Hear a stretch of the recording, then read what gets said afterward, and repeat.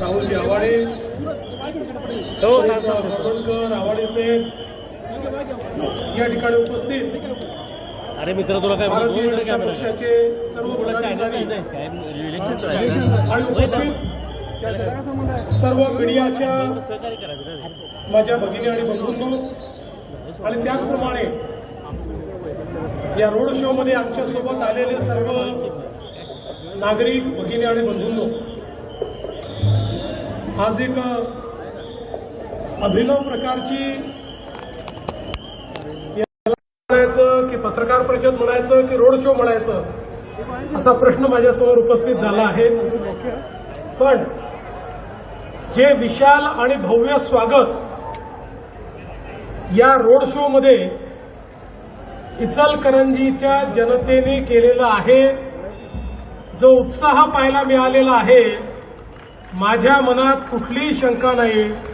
15 तारखेला महायुती ही संपूर्ण बहुमताने या ठिकाणी निवडून येणार आहे. कदाचित इचलकरंजीच्या महानगरपालिकेचा तर पहिलंच निवडणूक आहे, पण नगरपालिकेपासून महानगरपालिकेच्या या सगळ्या इतिहासात सर्वात मोठा विजय हा महायुतीचा होईल, हा मला विश्वास आहे. खरं तर गेल्या वर्षांमध्ये या इचलकरंजी शहरामध्ये वेगवेगळ्या पद्धतीनं कामं करण्याचा प्रयत्न आपल्या महायुतीच्या सरकारने केला.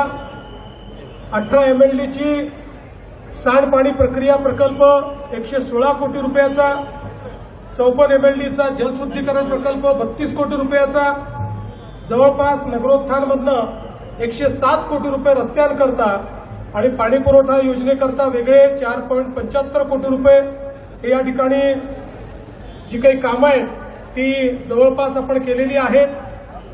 जी प्रमुख कामं या ठिकाणी सुरू आहेत, सन्माननीय आमदार खासदार सगळ्यांच्या मेहनतीतून या ठिकाणी राज्य सरकारने जो काही निधी दिला त्यातनं विशेषतः मलनिस्सारणाचा प्रकल्प जो एक मॉडेल अशा प्रकारचा प्रकल्प या ठिकाणी होतो आहे आणि झिरो डिस्चार्ज अशा पद्धतीचा प्रकल्प पहिल्यांदाच महाराष्ट्रामध्ये आपल्या सरकारने इचलकरंजीला त्या ठिकाणी दिला आणि 489 कोटी रुपये या प्रकल्पाकरता आपण त्या ठिकाणी आणि 100% अनुदान हे राज्य सरकारने याकरता दिलेलं आहे.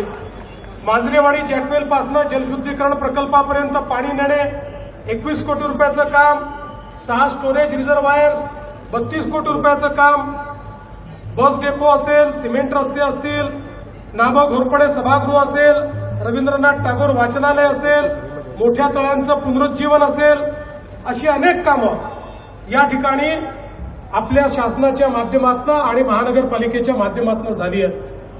आणि आता पुढे अजून अनेक कामं ही आपण प्रस्तावित केली आहेत. खरं म्हणजे ही निवडणूक आमच्याकरता विकासाची निवडणूक आहे. आम्ही जी मतं मागतो ती केवळ आणि केवळ विकासावर मतं मागतो. जे केलंय आणि जे करणार आहोत याच्या आधारावर आम्ही या ठिकाणी मतं मागण्याकरता आलो आहोत. कारण देशाचे प्रधानमंत्री माननीय मोदीजींनी या ठिकाणी सांगितलं की आपली शहरं ही चांगली झाली पाहिजेत. आपली शहरं देशाच्या जीडीपीच्या 65% जीडीपी तयार करतात. त्यामुळे वस्तू आणि सेवांची निर्मिती, रोजगाराची निर्मिती ही शहरांमध्ये होते आणि म्हणून गावखेड्यातनं लोक शहरामध्ये येतात. आलेल्या गरिबांना, आलेल्या मध्यमवर्गीयांना, शहरात राहणाऱ्या जुन्या लोकांना त्या ठिकाणी सर्व प्रकारच्या सुखसोयी मिळाल्या पाहिजेत. त्या ठिकाणी पिण्याचं पाणी असेल, चांगले रस्ते असतील, अंडरग्राऊंड ड्रेनेज असेल, अंडरग्राऊंड सिवरेज असेल, अशा सर्व प्रकारच्या सोयी या त्या ठिकाणी आपल्याला द्यायच्या आहेत. आणि म्हणून मोदीजींनी मोठ्या प्रमाणात आपल्याला शहरांकरता योजना देखील दिल्या. जवळजवळ 70 वर्ष या देशामध्ये केंद्र सरकारच्या माध्यमातून शहरांकरता कुठलाही पैसा दिला जात नव्हता. पण मोदीजींनी स्मार्ट सिटी, अमृत सिटी, स्वच्छ भारत शहरी, प्रधानमंत्री आवास योजना शहरी असे अनेक कार्यक्रम हातामध्ये घेतले आणि लाखो कोटी रुपये शहरांकरता दिले. आपल्या महाराष्ट्रातल्याही शहरांना जवळजवळ 30-35 हजार कोटी रुपये हे माननीय मोदी साहेबांनी दिलेले आहेत. त्यामुळे आता निधीची कमतरता नाही आहे. आमची शहरं बदलायची आहेत. पण आपण किती निधी दिला आणि त्या ठिकाणी खर्च करणारे योग्य लोक नसले तर हा निधी कुठेतरी भ्रष्टाचारामध्ये फस्त होऊन जाईल. आणि म्हणूनच महायुती आली आहे आपल्याला हे सांगण्याकरता, ही विनंती करण्याकरता की अजून वेगवेगळे प्रकल्प जे आपण हातामध्ये घेतलेले आहेत ते प्रकल्प पूर्ण करण्याकरता पूर्ण ताकदीनं महाराष्ट्रातलं सरकार, मी असेल, शिंदेसाहेब असतील, दादा असतील, आम्ही सगळे या इचलकरंजीच्या पाठीशी उभे आहोत. आणि म्हणून या इचलकरंजी शहरातल्या नागरिकांनी देखील आमच्या महायुतीला पूर्ण आशीर्वाद द्यावा. आशीर्वादाचे या ठिकाणी मोबाईल सुरू झालेले आहेत आणि सगळ्यांनी मोबाईलचा टॉर्च सुरू करून हा आशीर्वाद या ठिकाणी द्यायला सुरुवात केलेली आहे. मी आपल्या सर्वांचे आभार मानतो. आणि एक गोष्ट सांगतो, आता आपली सगळ्यात मोठी प्रायोरिटी कुठली तर ती काही झालं तरी इचलकरंजीचा पिण्याच्या पाण्याचा प्रश्न हा पूर्णपणे सोडवण्याचं काम हे आता आपलं सरकार या ठिकाणी करणार आहे. 48 कोटी आपण ऑलरेडी त्या ठिकाणी देतो. जेवढा पैसा लागेल तेवढा पैसा देऊ. पण इचलकरंजी सारखं आमचं शहर हे पूर्णपणे त्या ठिकाणी प्रत्येक घरी पिण्याचं पाणी नळाने आलंच पाहिजे या दृष्टीनं आपण पुढची कारवाई करतो. टर्शरी ट्रीटमेंट करता 75 कोटी रुपये आपण त्या ठिकाणी प्रस्तावित केले.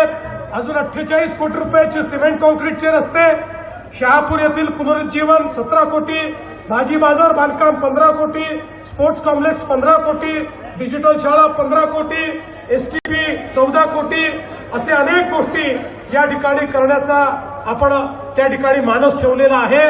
मी आपल्याला एवढंच सांगण्याकरता आलो आहे, हा जो प्रचंड प्रतिसाद या रोड शो मध्ये तुम्ही दिलेला आहे, हा जो आशीर्वाद तुम्ही दिलाय त्या आशीर्वादाच्या दुप्पट या ठिकाणी प्रतिसाद राज्य सरकार तुम्हाला देईल. आणि या शहराचा पूर्ण चेहरा पहिल्यांदाही महानगरपालिका झाल्यानंतर अतिशय चांगल्या पद्धतीनं, आणि मला हेही सांगितलं पाहिजे, महानगरपालिका झाल्यानंतर आपल्याला जीएसटीच्या पैशांचा प्रश्न होता, आता तोही आपण सोडवलेला आहे. आणि जास्तीत जास्त जीएसटीचे पैसे हे इचलकरंजीला देण्याचा निर्णय आपल्या सरकारने घेतलेला आहे. आणि म्हणून बंधू भगिनींनो, आपल्याला एवढीच विनंती करतो, आता येत्या 15 तारखेला निवडणुकांकरता आपल्याला मतदानाला जायचं आहे. आपल्याला कळलं आहे आपली चिन्ह काय आहेत. त्या ठिकाणी आपल्या महायुतीची जी चिन्ह आहेत त्याची बटन आपल्याला दाबायची आहे आणि आपले सगळे नगरसेवक निवडून आणायचे आहेत. मी तुम्हाला एवढंच सांगतो, 15 तारखेला पूर्ण दिवसभर मतदान चालणार आहे. 15ला तुम्ही आमची काळजी घ्या. त्यानंतर 5 वर्ष इचलकरंजीची काळजी ही आम्ही घेऊ, हा विश्वास तुम्हाला देतो. आणि माझ्या सर्व माता भगिनी बंधूंचे आभार मानतो. मीडियाच्या सगळ्या बंधूंचे अतिशय मनापासून या ठिकाणी आभार मानतो आणि माझं बोलणं संपवतो. धन्यवाद. जय हिंद, जय महाराष्ट्र. छत्रपती शिवाजी महाराज की, धर्मवीर छत्रपती संभाजी महाराज की.